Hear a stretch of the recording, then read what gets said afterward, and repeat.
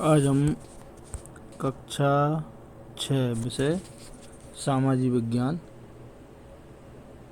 के पाठ 8 यानी अध्याय 8 के प्रश्नों के उत्तर लिखेंगे। अध्याय 8 विविधता में एकता या एक में अनेक। ये जो पुस्तक है NCERT 2025-26 की न्यू बुक है। इसके प्रश्नों के उत्तर देखते हैं हम। तो देखेंगे पहला प्रश्न क्या है। NCERT पाठांतर्गत प्रश्नोत्तर महत्वपूर्ण प्रश्न पृष्ठ संख्या 126। प्रश्न क्रमांक 1, भारतीय परिदृश्य में विविधता में एकता का क्या अर्थ है। उत्तर है, भारतीय परिदृश्य में विविधता में एकता का अर्थ है भिन्न भिन्न भाषाओं, धर्मों, परंपराओं और संस्कृतियों के बावजूद लोगों का एकजुट रहना। भारत में विभिन्न जातियां, धर्म और जीवन शैलियां हैं, लेकिन सभी का उद्देश्य सामूहिक रूप से देश की प्रगति करना है। राष्ट्रीय त्यौहार, स्वतंत्रता संग्राम और महाकाव्य जैसे रामायण और महाभारत इस एकता के प्रतीक हैं। यह विचार सभी भारतीयों को एक राष्ट्र के रूप में जोड़े रखता है, जहां विविधता सम्मान पाती है और एकता शक्ति का स्रोत बनती है। इस प्रकार विविधता में एकता भारत की पहचान और उसकी सबसे बड़ी ताकत है। प्रश्न क्रमांक 2, भारत की विविधता में कौन से पक्ष सर्वाधिक उल्लेखनीय हैं। उत्तर है, भारत की विविधता में उल्लेखनीय पक्ष निम्नलिखित हैं।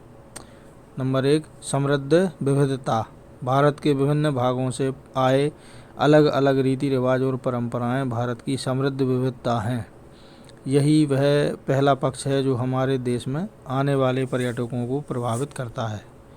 दूसरा है भाषाई विविधता। 20वीं शताब्दी के अंत में भारत के एक राष्ट्रीय संगठन भारतीय मानव विज्ञान सर्वेक्षण ने भारत के लोक परियोजना के अंतर्गत देश के सभी राज्यों में लगभग 325 भाषाओं की गणना की और 25 तिथियों का उपयोग बताया। तीसरा है खान पान की विविधता।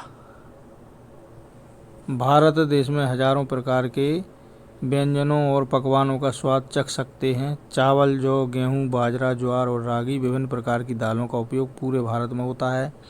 एक ही प्रकार की सामग्री से विभिन्न प्रकार के अनगिनत व्यंजन और पकवान बनाए जाते हैं। चौथा है वस्त्र और परिधान। भारत के प्रत्येक क्षेत्र के लोगों ने वस्त्रों और परिधानों की अपनी स्वयं की शैली विकसित की है।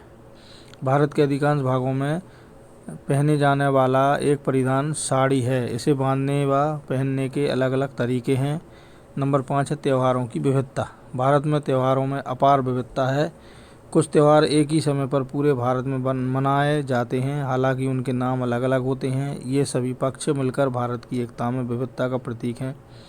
प्रश्न क्रमांक 3, हम विविधता में निहित एकता का कैसे पता लगाते हैं। उत्तर है, विविधता में निहित एकता को समझने और अनुभव करने के लिए निम्नलिखित उपाय किए जा सकते हैं। नंबर 1, विभिन्न धर्मों, भाषाओं और परंपराओं के त्योहारों को मनाना, जैसे दीपावली, ईद, क्रिसमस। इससे विभिन्न समुदायों की संस्कृति को जान सकते हैं। दूसरा है भाषाओं का सम्मान करें। नई भाषा सीखने का प्रयास करें तो आप पाएंगे कि सभी भाषाओं में भावनात्मक जुड़ाव है। नंबर 3, खान पान में भिन्नता होती है, लेकिन हर व्यंजन में स्वाद और प्यार एक समान होता है। नंबर 4, अलग अलग क्षेत्रों की कहानियाँ, नृत्य, संगीत हैं, लेकिन सभी मानवता और नैतिकता का संदेश देते हैं। हमारी विविधता ही हमारी ताकत है। यह हमें सिखाती है कि भले ही हमारी भाषा, वेशभूषा या जीवन शैली अलग हो, लेकिन मानवता और सम्मान का भाव हमें एक सूत्र में बांधता है। आइए पता लगाएं। पृष्ठ संख्या 126। प्रश्न, कक्षा की एक गतिविधि के रूप में एक कम से कम 5 सहपाठियों और उनके माता पिता के जन्म स्थानों तथा 2 उनकी मातृभाषाओं और उन्हें ज्ञात अन्य भाषाओं की सूचियाँ बनाइए। विविधता के परिप्रेक्ष्य में इस गतिविधि के परिणामों पर चर्चा कीजिए। उत्तर, कक्षा की गतिविधि में बच्चों और उनके माता पिता के जन्म स्थान और उनकी भाषाओं की सूची निम्नवत है। इसका उद्देश्य कक्षा में विविधता का पता लगाना है। ये देखिए, सरल क्रमांक 1, जन्म स्थान और माता पिता, मातृभाषाएं और अन्य भाषाएं। नंबर 1 है, रवि का जन्म लखनऊ उत्तर प्रदेश में हुआ है, लेकिन उसके माता पिता का जन्म वाराणसी में हुआ है। रवि की मातृभाषाएं हिंदी हैं, लेकिन वह अंग्रेजी और थोड़ी पंजाबी भी बोल सकता है। दूसरा है, सीमा का जन्म धौलपुर राजस्थान में हुआ है, लेकिन उसके माता पिता मध्य प्रदेश के हैं। सीमा की मातृभाषा राजस्थानी है, लेकिन वह हिंदी और अंग्रेजी भी जानती है। तीसरा है राहुल का जन्म दिल्ली में हुआ है, लेकिन उसके माता पिता हरियाणा के हैं। राहुल की मातृभाषा हरियाणवी है, लेकिन वह हिंदी और अंग्रेजी भी जानता है। चौथा है सिद्धार्थ का जन्म आगरा में हुआ है, उसकी माता का जन्म दिल्ली एवं पिता का जन्म शिवपुरी में मध्य प्रदेश में हुआ है। सिद्धार्थ की मातृभाषा हिंदी है, लेकिन वह अंग्रेजी भाषा भी जानता है।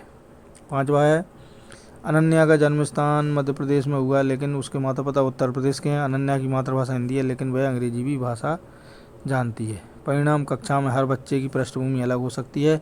परिणाम सभी बच्चे अपनी अपनी अलग अलग भाषाओं के बावजूद कक्षा में एक दूसरे से हिंदी या अंग्रेजी में संवाद करते हैं। यह गतिविधि कक्षा में विविधता को पहचानने और उसका सम्मान करने से बच्चों को एकता का महत्व समझ में आता है। आइए पता लगाएं प्रश्न संख्या 128। प्रश्न क्रमांक 1, कक्षा की गतिविधि के रूप में अपने घर में उपयोग की जाने वाली भोजन सामग्रियों, अनाज, मसालों आदि की सूची बनाइए। उत्तर, घर में उपयोग की जाने वाली भोजन सामग्रियों की सूची निम्नलिखित है। सरल क्रमांक अनाज, दालें, मसाले, सामग्री। 1, गेहूँ, मूंग दाल, हल्दी, नमक। 2, जौ, चना, लाल मिर्च, चीनी। तीसरा है चावल, अरहर, दलिया, धनिया, गुड़।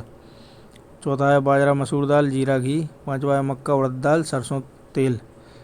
छठवा है रागी, काली मिर्च, बेसन, इलायची, सूजी, लौंग, मैदा, दालचीनी, आटा, तेजपत्ता, बादाम, हींग, काजू, नमक, किशमिश। प्रश्न क्रमांक 2 है किसी भी एक हरी सब्जी को लीजिए एवं विचार कीजिए कि उससे आप कितने प्रकार के व्यंजन बना सकते हैं। उत्तर, पालक। हरी सब्जी का उपयोग करके बनाए जा सकने वाले व्यंजनों की सूची निम्नवत है। नंबर 1, पालक पनीर की सब्जी, पालक स्वीट कॉर्न की सब्जी, आलू पालक की सब्जी, मूंग पालक की दाल, पालक पराठा, पालक पकौड़े, पालक कटलेट, पालक मूंग दाल चीला, पालक खाकरा, पालक सूप, पालक पूरी, पालक रोटी, पालक मंचूरियन, पालक ढोकला, पालक लहसुन का साग। पालक की पौष्टिकता और इसके बाद स्वाद की विविधता से हर व्यंजन में उपयोगी बनाती है। प्रश्न अब है, आइए पता लगाएं प्रश्न संख्या 129। प्रश्न, साड़ी का उदाहरण एकता और विविधता को कैसे प्रतिबिंबित करता है, व्याख्या कीजिए 100 से 150 शब्दों में। उत्तर है, साड़ी भारतीय संस्कृति का प्रमुख परिधान है जो एकता और विविधता का सुंदर प्रतीक है। यह विभिन्न राज्यों और समुदायों की विविध परंपराओं को दर्शाती है। साड़ी की अलग अलग प्रकार की बुनाई, डिजाइन और पहनने के तरीके क्षेत्रीय विविधता को उजागर करते हैं, जैसे बनारसी, कांजीवरम, पैठनी, पाटन, पटोला, मूंगा या मैसूर सिल्क। इसके बावजूद साड़ी का मूल स्वरूप सभी जगह एक जैसा है, जो एकता का प्रतीक है। यह भारतीय महिलाओं को उनकी सांस्कृतिक जड़ों से जोड़ती है और विशेष अवसरों पर उनके पहनावे में गर्व की भावना पैदा करती है। साड़ी न केवल महिलाओं की सुंदरता को बढ़ाती है, बल्कि भारतीय संस्कृति और परंपरा को जीवंत बनाए रखने का माध्यम भी है। इस प्रकार साड़ी भारत की एकता में विविधता की अवधारणा को भली भांति परिभाषित करती है। आइए पता लगाएं प्रश्न संख्या 130-31। प्रश्न क्रमांक 1, क्या आप पाठ्यपुस्तक प्रश्न संख्या 130 व 131 पर दिए गए चित्रों से यह पहचान कर सकते हैं कि साड़ी का उपयोग कितने प्रकार से किया गया है। उत्तर है, चित्रों में साड़ी के विभिन्न उपयोग दिखाए गए हैं, जिन्हें निम्नलिखित रूप में देखा जा सकता है। नंबर 1, छोटे बच्चों के झूले के रूप में। नंबर 2, मछली पकड़ने में। नंबर 3, सिर पर बोझ उठाने के लिए। नंबर 4, सिर ढकने के लिए।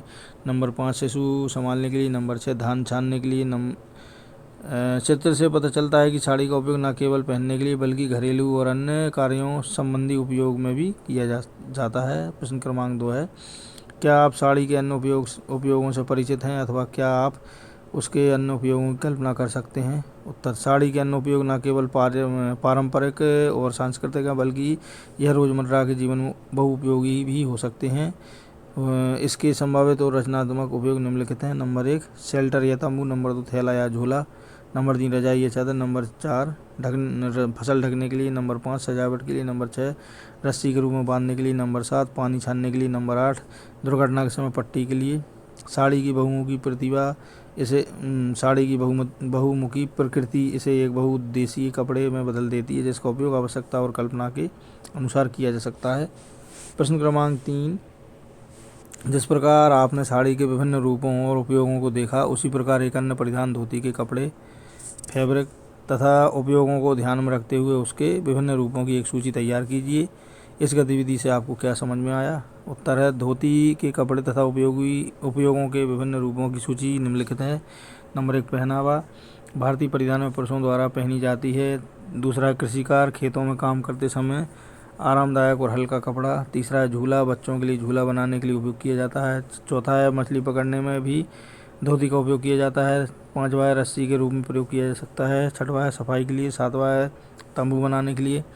इस गतिविधि से यह स्पष्ट होता है कि पारंपरिक भारतीय परिधान जैसे साड़ी और धोती न केवल पहनावे का हिस्सा हैं, बल्कि ये दैनिक जीवन में बहुउपयोगी हैं। इनका उपयोग कई रचनात्मक तरीकों से किया जा सकता है। इससे हमें यह समझ में आता है कि भारतीय परंपराएं कितनी व्यवहारिक और पर्यावरण के अनुकूल हैं। आइए पता लगाएं। प्रश्न संख्या 133। प्रश्न क्रमांक 1, आपका सबसे प्रिय त्यौहार कौन सा है एवं यह आपके क्षेत्र में किस प्रकार मनाया जाता है?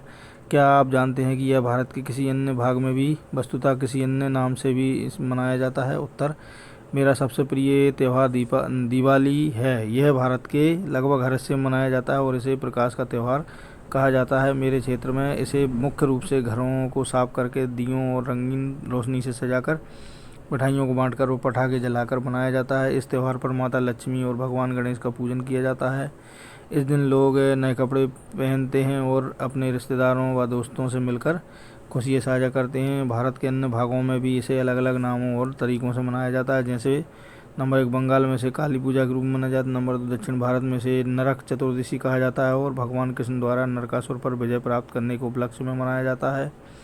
नंबर 3 उत्तर भारत में इसे राम के अयोध्या लौटने की खुशी में मनाया जाता है। नंबर 4 पंजाब में इसे बंदी छोड़ दिवस कहा जाता है, जो गुरु हरगोविंद सिंह जी की जेल से रिहाई को समर्पित है। यह विविधता दिखाती है कि भारत में त्यौहार भले ही अलग नामों और परंपराओं से जुड़े हों, लेकिन इनका उद्देश्य खुशियाँ बांटना और एकता का संदेश देना है।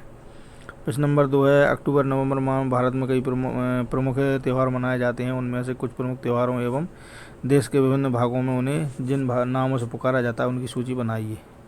उत्तर, अक्टूबर नवंबर के महीने में भारत में कई प्रमुख त्यौहार मनाए जाते हैं। ये त्यौहार विभिन्न राज्यों में अलग अलग नामों और तरीकों से मनाए जाते हैं। इनकी सूची निम्नलिखित है। सरल क्रमांक त्यौहार का नाम, राज्य में नाम तथा मनाने का तरीका। नंबर 1 नवरात्रि और दुर्गा पूजा। उत्तर भारत नवरात्रि और दशहरा, राम की विजय के रूप में। पश्चिम बंगाल दुर्गा पूजा, देवी दुर्गा की आराधना। गुजरात गरबा और डांडिया नृत्य के साथ। दूसरा है दशहरा। उत्तर भारत रामलीला और रावण दहन। कर्नाटक मैसूर दशहरा का विशेष जुलूस और शोभा यात्रा। तीसरा दिवाली। उत्तर भारत लक्ष्मी पूजा पटाखों के साथ। तमिलनाडु नरक चतुर्दशी। बंगाल काली पूजा। पंजाब बंदी छोड़ दिवस। चौथा है छठ पूजा। बिहार सूर्यदेव और छठ मैया की पूजा। झारखंड सूर्यदेव और छठ मैया की पूजा। उत्तर प्रदेश सूर्यदेव और छठ मैया की पूजा। भाई दूज। उत्तर भारत भाई दूज। महाराष्ट्र भाऊ तीज। बंगाल भाई फोंटा। छठवा है गोवर्धन पूजा। उत्तर भारत गोवर्धन पर्वत की पूजा के रूप में। गुजरात अन्नकूट उत्सव।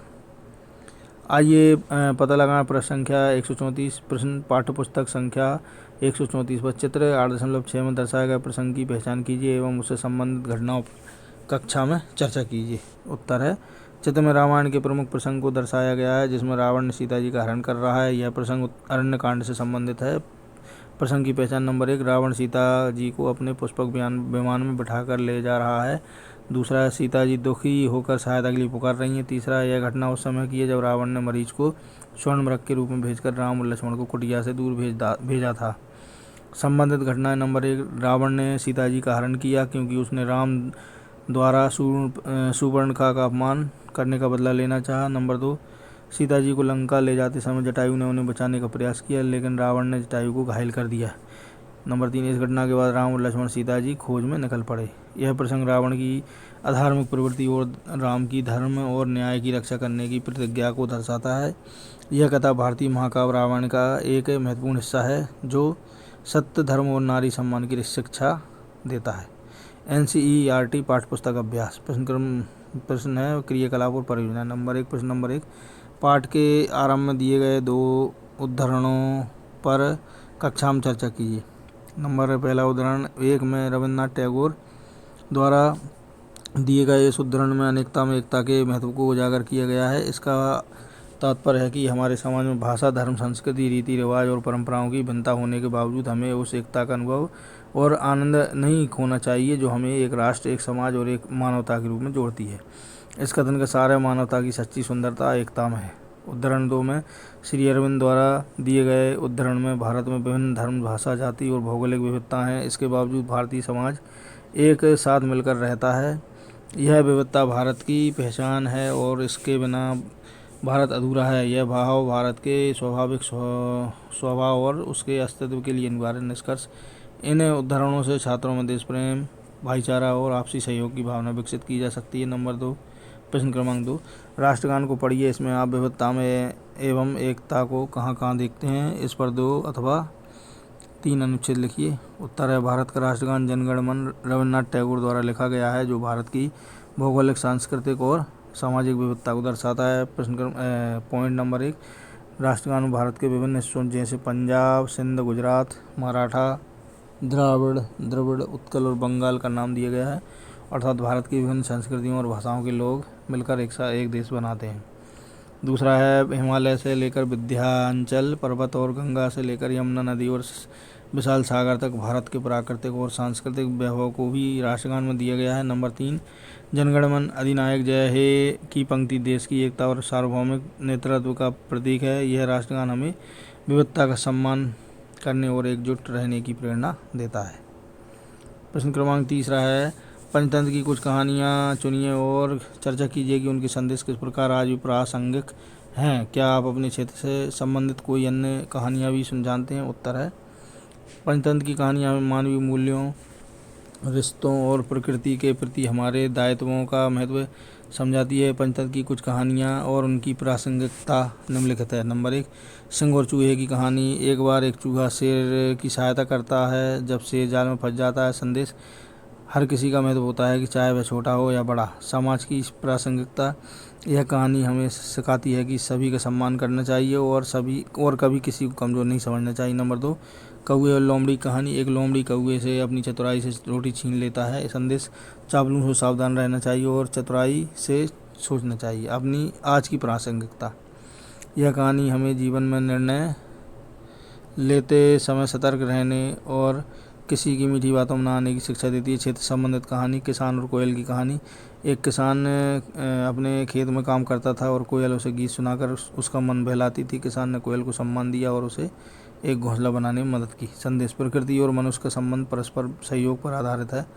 आज की प्रासंगिकता, यह कहानी हमें पर्यावरण के प्रति संवेदनशीलता और जीव जंतुओं के संरक्षण का संदेश देती है। प्रश्न क्रमांक 4, अपने क्षेत्र से कुछ लोक कथाएँ एकत्रित कीजिए एवं उनके संदेशों पर चर्चा कीजिए। उत्तर है विद्यार्थी अपने अभिभावक एवं शिक्षक की सहायता स्वयं करने का प्रयास करें। प्रश्न क्रमांक 5, क्या आपने किसी प्राचीन कहानी को कला के माध्यम से दर्शाते या चित्रित होते हुए देखा है? यह एक मूर्तिकला, चित्रकला, नृत्य प्रस्तुति या कोई चित्रकला चलचित्र भी हो सकता है।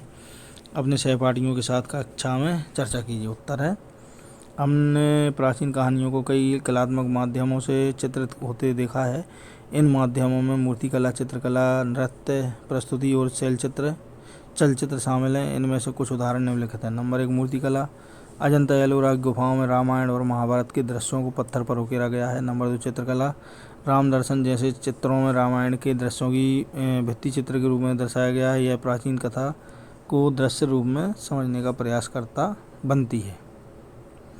तीसरा है नृत्य प्रस्तुति। भरतनाट्यम और कथकली जैसी नृत्य शैलियों में रामायण, महाभारत और अन्य पौराणिक कथाओं को प्रस्तुत किया जाता है। नंबर 4 है चलचित्र। महाभारत, रामायण, श्री कृष्ण जैसे धारावाहिक और बाहुबली जैसी फिल्में प्राचीन कथाओं पर आधारित हैं। कक्षा में चर्चा।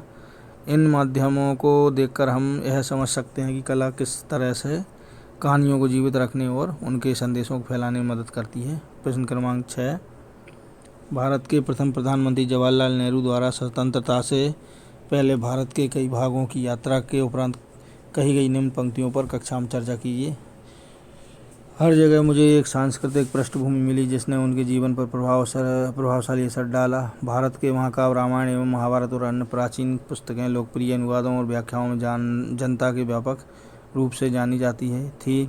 उनमें उपस्थित प्रत्येक लोकप्रिय घटना, कहानी और नैतिकता की बातें जनमानस के अंतर्मन पर अंकित थीं, जो कि उसे सार्थक एवं समृद्ध बनाती थीं। निरक्षर ग्रामीणों को भी सैकड़ों श्लोक कंठस्थ एवं उनकी आपसी बातचीत में इन महाकाव्यों अथवा कुछ पुरानी कालजयी कहानियों के संदर्भ की प्रचुरता होती है जो नैतिकता को प्रतिस्थापित करती है। उत्तर, जवाहरलाल नेहरू द्वारा भारत की सांस्कृतिक धरोहर और महाकाव्यों के प्रभाव पर चर्चा की गई। कक्षा में इन पर निम्नलिखित बिंदुओं पर चर्चा की जा सकती है। नंबर 1, भारत के महाकाव्य और उसका प्रभाव। इन महाकाव्यों के माध्यम से नैतिकता और धर्म और कर्तव्यों को समझने का प्रयास किया गया है।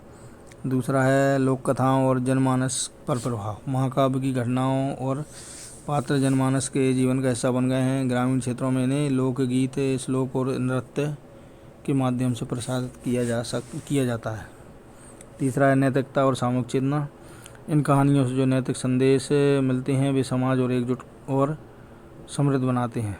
कक्षा में चर्चा के विषय। नंबर 1, महाकाव्यों और कथाओं का आज के जीवन में क्या महत्व है। नंबर 2, आधुनिक जीवन में भी इनका पालन। अन्य परोक्षोपयोगी प्रश्न, बहुविकल्पीय प्रश्न। प्रश्न क्रमांक 1 है, भारत में विविधता मुख्य रूप से किससे प्रकट होती है। तो इसका उत्तर है उपरोक्त सभी, यानी धर्म, भाषा, खान पान। प्रश्न नंबर 2, विविधता के बावजूद भारतीय समाज को कौन सा मूल्य एकजुट रखता है। उत्तर है इसका दूसरा है सहिष्णुता। भारत का कौन सा त्यौहार एकता का प्रतीक है। ये भी सही है, उपरयुक्त सभी, यानी तीनों सही हैं इसमें। दूसरे में भी पहले में भी तीनों सही हैं और तीसरे में भी तीनों सही हैं। चौथा है एकता में शक्ति का नारा किससे संबंधित है। तो इसका उत्तर है पहला, भारत की विविधता। पांचवा है जनगण मन में भारत की विविधता का कौन सा रूप प्रकट होता है। तो इसका पहला सही है, भाषा और क्षेत्र। रिक्त स्थानों की पूर्ति कीजिए। भारत में विभिन्न धर्मों के लोग मिलजुल कर रहते हैं। नंबर दूसरा, भारत में प्रत्येक राज्य की अपनी अलग वेशभूषा और भाषा है। तीसरा है विविधता में एकता का अर्थ है भिन्नता को स्वीकार करना। रामायण और महाभारत जैसे महाकाव्य भारत की सांस्कृतिक एकता का प्रतीक हैं। पांचवा है 14 जनवरी के आसपास मनाया जाने वाला पर्व विभिन्न भागों में फसलों की कटाई का सूचक है। प्रश्न क्रमांक 1, विविधता का क्या अर्थ है तथा सांस्कृतिक विविधता किसे कहते हैं। उत्तर है विविधता का अर्थ है भिन्नता या विभिन्न रूप, जैसे भाषा, धर्म, संस्कृति और वेशभूषा। तथा सांस्कृतिक विविधता का अर्थ है विभिन्न क्षेत्रों की परंपराएं, रीति रिवाज, वस्त्र और परिधान। प्रश्न क्रमांक 2, विविधता में एकता का अर्थ स्पष्ट करें। यह भारत के लिए क्यों महत्वपूर्ण है। उत्तर है विविधता में एकता का अर्थ है कि भले ही लोग धर्म, भाषा, संस्कृति और रीति रिवाज में अलग हों, लेकिन वे एक साथ मिलकर रहते हैं। भारत के लिए महत्व है। नंबर 1, यह देश को मजबूत बनाता है। नंबर 2, विभिन्न धर्मों और जातियों के बीच सामंजस्य स्थापित करता है। तीसरा है सांस्कृतिक धरोहर को समृद्ध बनाता है। प्रश्न नंबर 3, भारत के महाकाव्य में विविधता और एकता के कौन कौन से पहलू प्रकट होते हैं। उत्तर है भारत के महाकाव्य जैसे रामायण और महाभारत विविधता और एकता के प्रतीक हैं। इनसे निम्न पहलू प्रकट होते हैं। नंबर 1, रामायण, इसमें है विभिन्न क्षेत्रों और भाषाओं का वर्णन है। महाभारत, इसमें नैतिकता, धर्म और जीवन के विभिन्न पहलुओं पर चर्चा की गई है। ये महाकाव्य पूरे देश में भिन्न भिन्न रूपों में पढ़े और प्रस्तुत किए जाते हैं। प्रश्न नंबर 4, लोक कथाएँ भारत की सांस्कृतिक विविधता को कैसे प्रकट करती हैं। उत्तर है लोक कथाएँ भारत की विविधता को अलग अलग रूपों में दर्शाती है। नंबर 1, हर क्षेत्र की अपनी कहानियाँ और परंपरा होती हैं। नंबर 2, ये कथाएँ नैतिकता और जीवन के पाठ सिखाती हैं। उदाहरण पंचतंत्र की कहानियाँ, राजस्थान की लोक कथाएँ, दक्षिण भारत के पुराण इत्यादि। प्रश्न क्रमांक 5 है, सभी के लिए भोजन का सिद्धांत भारत की विविधता में एकता का कैसे प्रतीक है। उत्तर है भारत के विभिन्न क्षेत्रों के लोग अलग अलग प्रकार के भोजन करते हैं, लेकिन भोजन सभी को जोड़ने वाला तत्व है। नंबर 1, विभिन्न क्षेत्रों के व्यंजन। उत्तर भारत में गेहूं से बनी रोटियां खाई जाती हैं। दक्षिण भारत में चावल मुख्य आहार है। बंगाल में मछली और चावल लोकप्रिय हैं। दूसरा है सामूहिक भोज की परंपरा। त्योहारों उत्सवों के दौरान सामूहिक भोज जैसे लंगर या भंडारे का आयोजन किया जाता है। इन आयोजनों में जाति, धर्म और वर्ग से ऊपर उठकर सभी लोग एक साथ मिलकर भोजन करते हैं।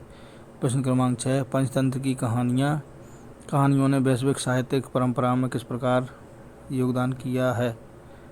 उत्तर है पंचतंत्र की कहानियाँ भारतीय लोक कथाओं और